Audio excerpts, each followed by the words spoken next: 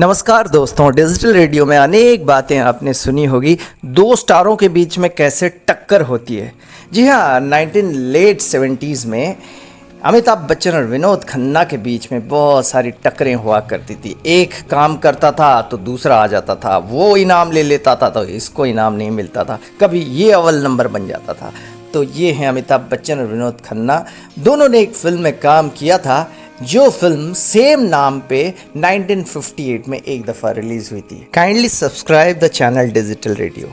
साल 1958 में रिलीज़ हुई ये 7वीं सबसे ज़्यादा कमाई करने वाली फिल्म साबित हुई थी।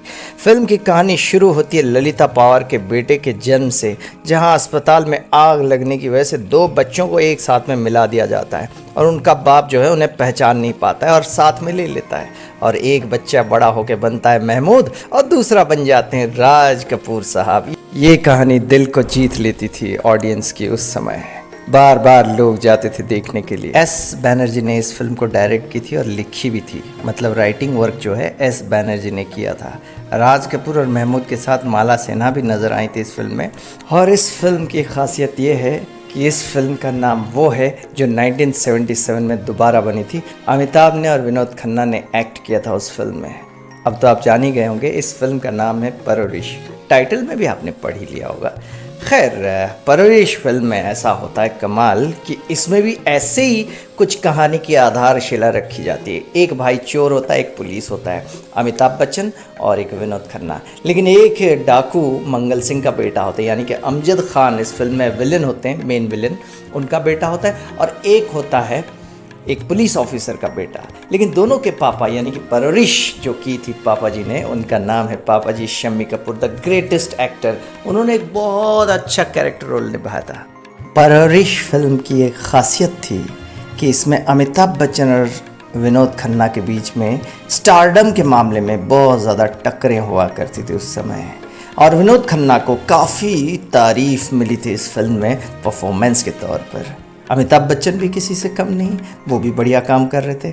लेकिन एक और ख़ास बात है, वो है कि इस फिल्म में जो काम कर रही थी अदाकारा जिनका नाम है शबाना आज़मी, उनका झगड़ा हो गया था फिल्म के डायरेक्टर मनमोहन देसाई के साथ। मनमोहन देसाई ने डायरेक्ट की थी परवरिश 1977, जो कि 1958 परवरिश की कहानी के ऊपर आधारित है।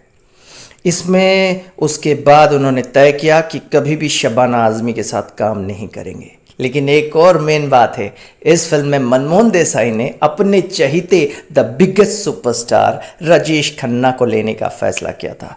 राजेश खन्ना को उन्होंने विनोद खन्ना वाला कैरेक्टर दिया, यानी कि जो एक पुलिस ऑफिसर का बेटा होता है। लेकिन वो चाहते थे डाकू का बेटा अमिताभ बच्चन का रोल करना, क्योंकि राजेश खन्ना और अमिताभ बच्चन के बीच भी बहसा बहसी टक्करें तो हुआ करती थी। खैर, टक्करों की बात हमने की तो एक तो अमिताभ बच्चन और विनोद खन्ना हो गए, एक राजेश खन्ना और अमिताभ बच्चन हो गए। और एक और बात भी है कि शम्मी कपूर और राजेश खन्ना के बीच में भी पुरानी टक्कर चल रही थी। और इस फिल्म में राजेश खन्ना ने फाइनली इनकार कर दिया कि हम अगर अमिताभ वाला रोल नहीं करते हैं तो हम इस फिल्म परवरिश में नहीं काम करेंगे। राजेश खन्ना चाहते थे कि थोड़ा सा अमिताभ बच्चन की जगह पे आ जाएंगे, लेकिन ऐसा नहीं हो पाया। लेकिन वैसे वो अपनी जगह अव्वल नंबर तो थे ही और हैं ही और रहेंगे। और मनमोहन देसाई बहुत ज़्यादा रिस्पेक्ट उनकी किया करते थे। तो मनमोहन देसाई ने कहा कोई बात नहीं काका जी, फिर कभी काम करेंगे। तो अमिताभ और विनोद खन्ना की ये फिल्म परवरिश 2 करोड़ में बनी थी और 8 करोड़ कलेक्शन हो जाता है बॉक्स ऑफिस में। फिल्म सुपरहिट हो जाती है। इसमें कई सारे झगड़े मसले मसाइल थे, लेकिन फिल्म कामयाब हो गई। मनमोहन देसाई की फिल्म की बात ही कुछ और है।